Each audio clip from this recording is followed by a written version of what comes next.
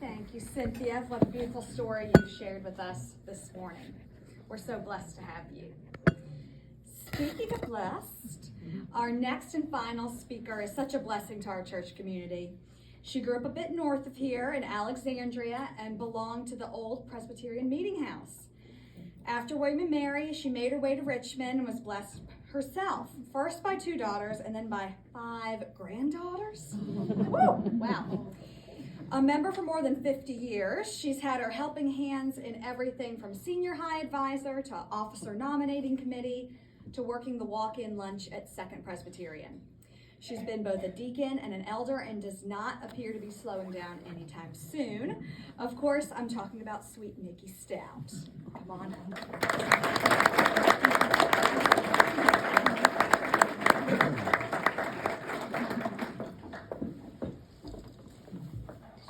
I told them I was really short. I'm so honored to be here today and so excited to see all of your wonderful faces out there. I know I can fix it. There we go. Thank you for honoring me by allowing me to speak to you. Cynthia, you were amazing. Your words were spectacular. Mine are going to be quite different because I was not asked to talk about my faith journey. I was asked to talk about a story that has happened in my life. After being here with all of you for over 50 years, you are all my brothers and sisters. You are my church family, and I appreciate all of you so much. And especially my family who is here, and I'll tell you about that in a moment. This story is about Irma and Charles. Irma and Charles. I can't quite hear you in the back, so I'm going to see if I can get the microphone a little bit better. Sorry.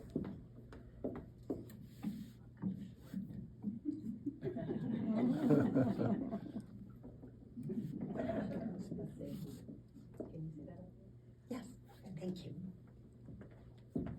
Irma and Charles were born in 1905 and 1906, and they were married in 1927. But they couldn't have children, and they couldn't have children for 17 years. I know you know, as a member of our church, you know the Taiwo family. They had sextuplets. Irma never did. Irma and Charles never did. But here is their story. It was in the middle of World War II, and Charles was called to go to war. And if he went to war, he would never have an opportunity. They would never have an opportunity to have children because he would be 40 years old when he got back. You couldn't adopt a child at that point. So my mother's very good friend, Mary, made it her novena. She was a good Catholic, and she made it her special prayer that Charles would be 4F, and he was. So they had reached out to the Children's Home Society of Virginia, and that was the adoption agency from which they hoped to get a child. And one day, they got a phone call, and that call was that there was a little girl that had been born, and she was going to come and live with them. And then they got a letter that said, Margaret Patricia Shawn is not going to be able to come and live with you because she has whooping cough. And so it will be some time until she is well. So when I was 9 months old, I came to live with Irma and Charles. I was their chosen child. I always felt that I was the chosen child. And I was spoiled. The whole family was so happy. All of their friends were happy. All of their friends were their age, and they had children that were in high school and college. So I was their special young child too, because they came over and took care of me and played bridge and brought me presents, and I had a wonderful, happy life with this family that wanted a child so badly, and I was very lucky. Now, when you wait 17 years to have a child, you would think that you would have thought about what their name, the child's name would be. And so they named me Miss Martha. That was my name. There was no middle name. It was on my baptism certificate. I'm Miss Martha. They called me Miss Martha. All their friends called me Miss Martha. Every teacher in all of the elementary school and high school, they all knew my parents. Alexandria was a small town then. Miss Martha. So when I went to William and Mary, the first day of school, I changed my name to Mickey. So they never called me Mickey, but I was Mickey to everybody that was older than 18 when I met them. It was really hard for my mother especially to send me off. She had devoted her life to me. She'd waited for 17 years and she'd had me for 18, and it was really hard. So for 4 years of college, she wrote to me every single day. It was pretty amazing. I had a wonderful life with Irma and Charles and my aunt Hoo-Hoo, my mother's sister. She didn't speak or hear, and she was very much a part of our lives every day. And then she lived with us at our house. And after my father died, I moved my mother and Aunt Hoo-Hoo to Richmond, 2 blocks away from where we lived, and took care of them for many years after that. I think when you're adopted, you have especially girls, women, have a special need to know something about your birth mother. And I always wondered about that. And it's your mother that you think about, because it's your mother who gave you away. And she took care of me, I learned later. My birth mother took care of me for 2 months while we were in the maternity home, because all of the nurses had gone to war. So it must have really been hard to give up a baby that you'd taken care of for 2 months. I asked the Children's Home Society. I always knew that was my birthplace, Children's Home Society. I asked them to do a search for me. I could not have done that when my mother and father were still living. It would have hurt them. They would not have understood the need to know something about your birth family. But I asked them, and every step took a long time.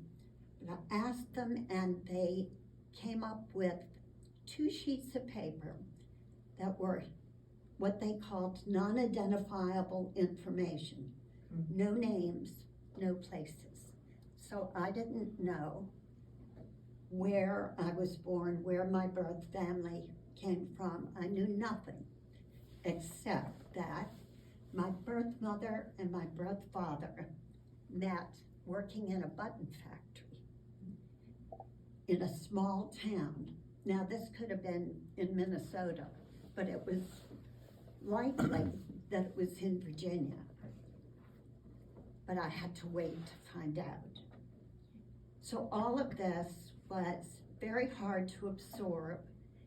He was married, she was divorced, in the middle of World War II, and they fell in love and they had a baby, but it wasn't acceptable to keep a baby then or for a long time thereafter. It was an embarrassment and it was a secret. And so no one ever knew about it except one of her sisters. She was one of 6 children, and she was the youngest, and the next youngest was her sister Olga. And she's the only one in the family that knew anything about it. So she kept that secret too. And she lived in the home with her own parents, and they never knew that she had a baby. She was a nurse, and she went off and worked in hospitals and on small jobs, and they never knew. 2 of my friends knew, and they kind of walked this journey with me. It was fun to have someone to share it with, but you didn't want to share it too far. I knew what my last name was, that Margaret Patricia Shawn was me. And so I knew that name, and I knew about the Button Factory. The Button Factory was kind of an identifiable thing. So I went across the street and was telling my neighbors about getting this letter, and the doctor across the street heard my story, and the next day he went to the Library of Virginia and he found that there were 2 button factories in the state of Virginia. One of them was in McKinney, one was in Cambridge. And this was starting to sound like maybe I was born in Virginia. That's all I knew were those 2 places, and I didn't know anything about either one of them. But I went to a William & Mary football game, and I was sitting next to a good friend who didn't live very far from Cambridge. And I told her a little bit about this story, and I said, do you by any chance know anyone in Cambridge where the name would be Sean or Shawn or Shown? And she said, no, I don't. And I told her about the 2 button factories. And she said, well, we have some really good friends that live in McKinney, Virginia, and we're getting ready to go to the beach with them. So I would like to ask them. And I said that would be wonderful. Well, a few weeks went by, and the phone rang one evening, and it was my friend that I was sitting with at the football game. And she said, Nikki, your birth mother's name is Eloise Jones. You have a brother. His name is Bob Shawn. He went to Red Oak Macon College. He went to Duke to law school. He practices law in Fairfax. He was raised as an only child. Wow. This was the first I'd known that I have a sibling. And what do? Do I call him up and say, hi, I'm your sister? That would be like, Jane, I would be saying that to you. Your mother had a baby out of wedlock, and I'm that child. Well, that's pretty shocking.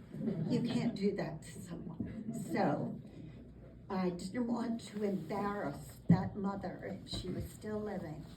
And so I hired, once again, the Children's Home Society to do a search, and they did.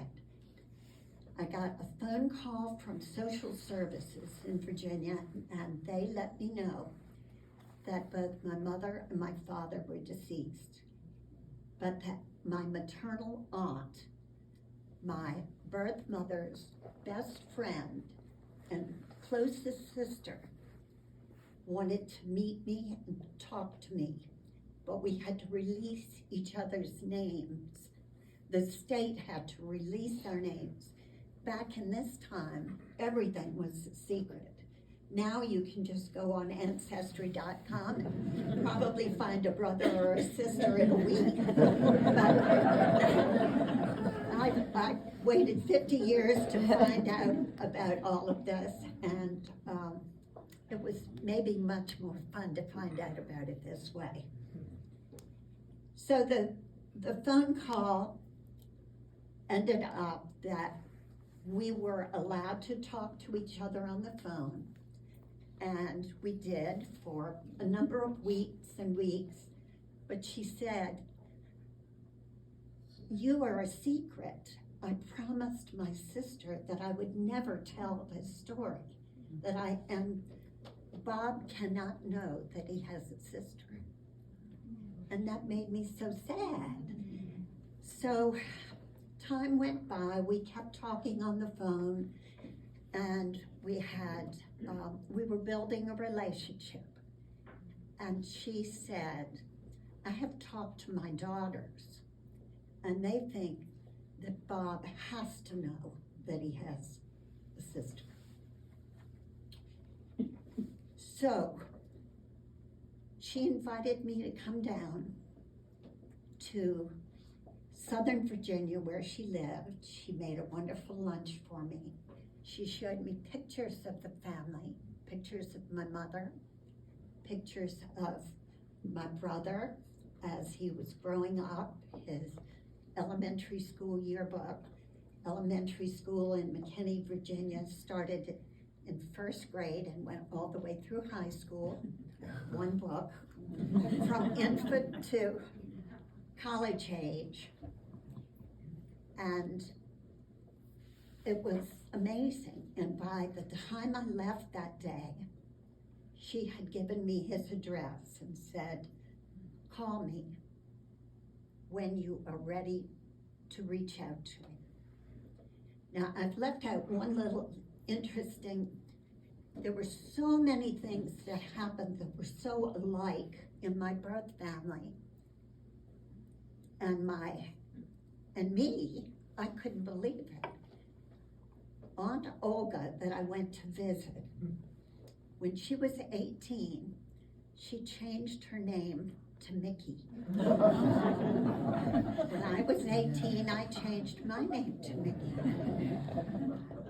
Olga and my birth mother, Eloise, had gone on a blind date. And they thought, suppose we don't like these boys. Let's make up names. So they each made up a name. Nobody could remember what my birth mother had used as her name, but she kept her name Eloise. Now Olga, who turned Mickey, fell in love with Larry, her blind date, married him, and was Mickey for the rest of her life.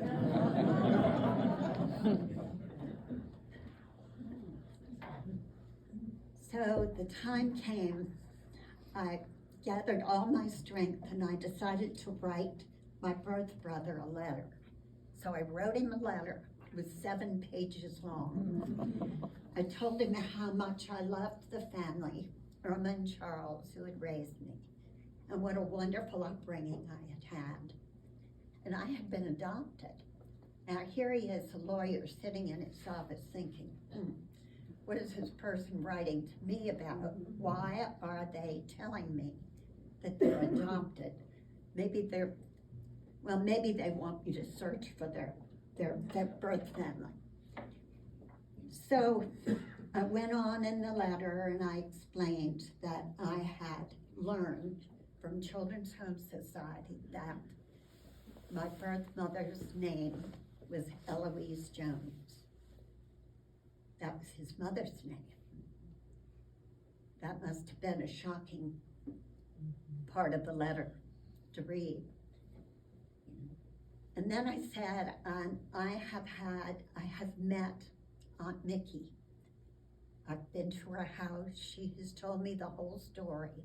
She's always known about it. And so I went on in the letter, and I didn't know when he would get this letter. So the time went by, a few days went by, and the phone rang about 5 o'clock one night, and it was a woman. And she said, "Nikki, this is Debbie Shawn.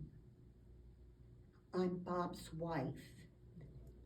He is so excited to have gotten your letter. He is so moved. He's so happy, but he has cried all day long." And he is very emotional, and he could not call you.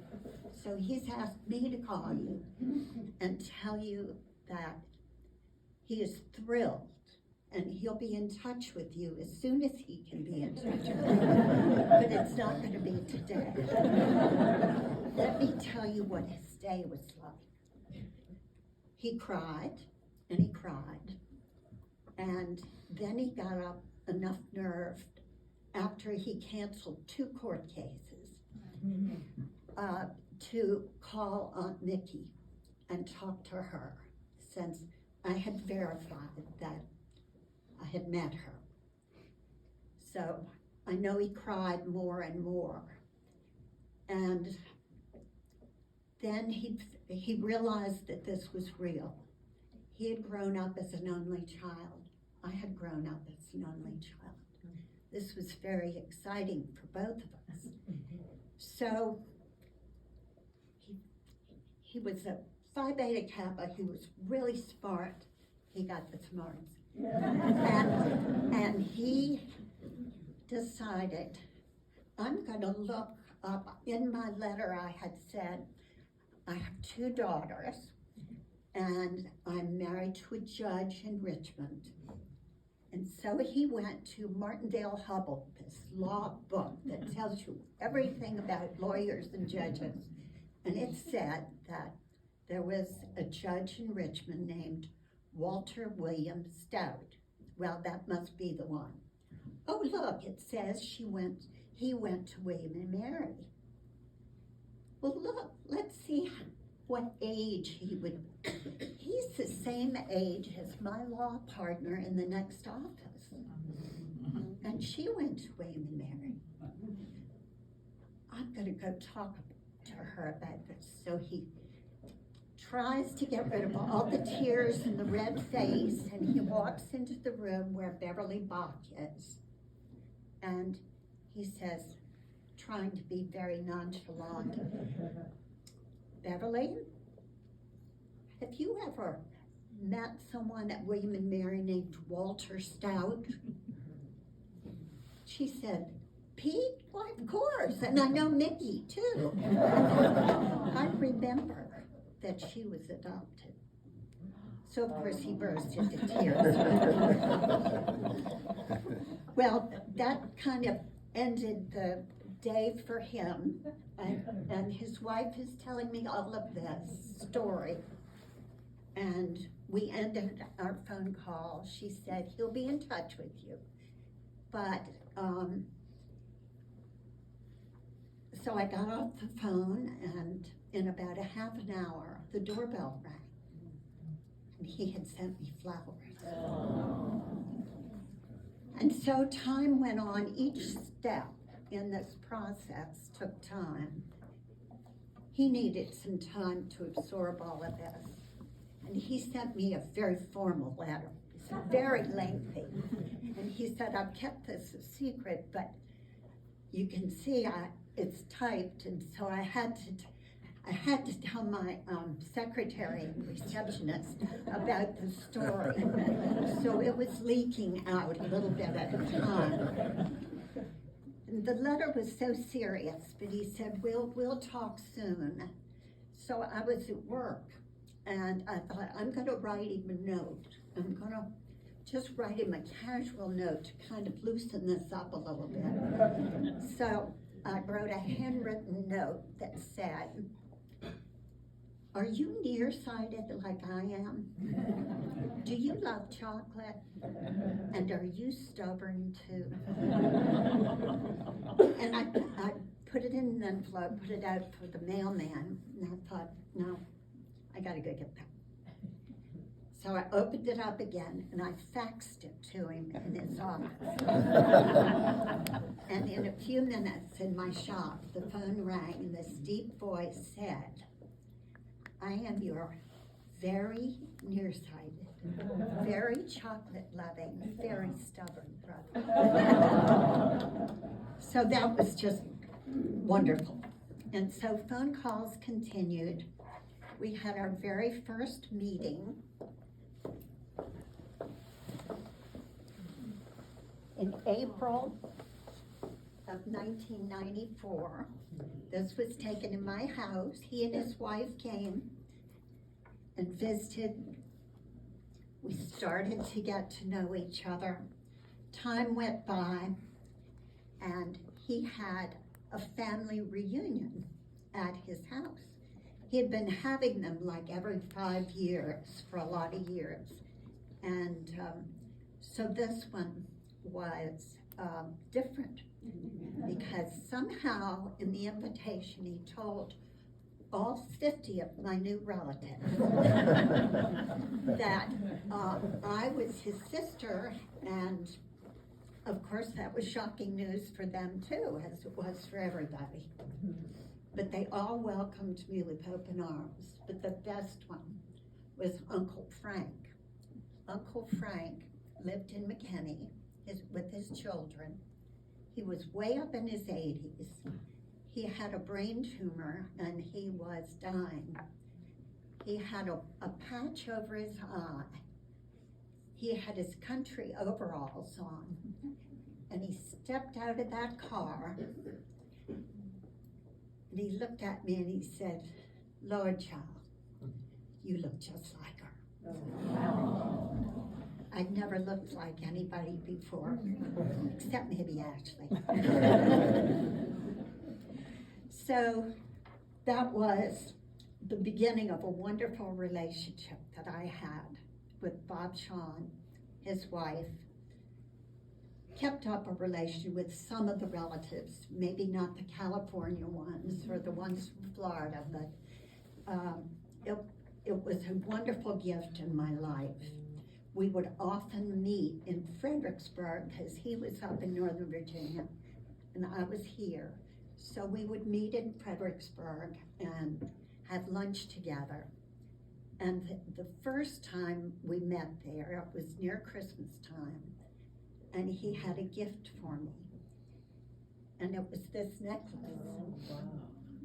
It is a U.S. gold piece minted in this country in 1994. So I would always remember the year that we met.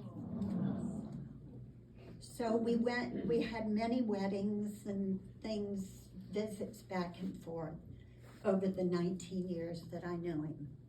And he and his wife Debbie were a great gift to me to add to my already wonderful family. I'd like you to meet my family. Ashley and Mark Miller, who live in Richmond and have 2 daughters. Kenan and David Ibekin, and one of their daughters, Avery, and Buddy Goodykins. Thank you for letting me tell you my story.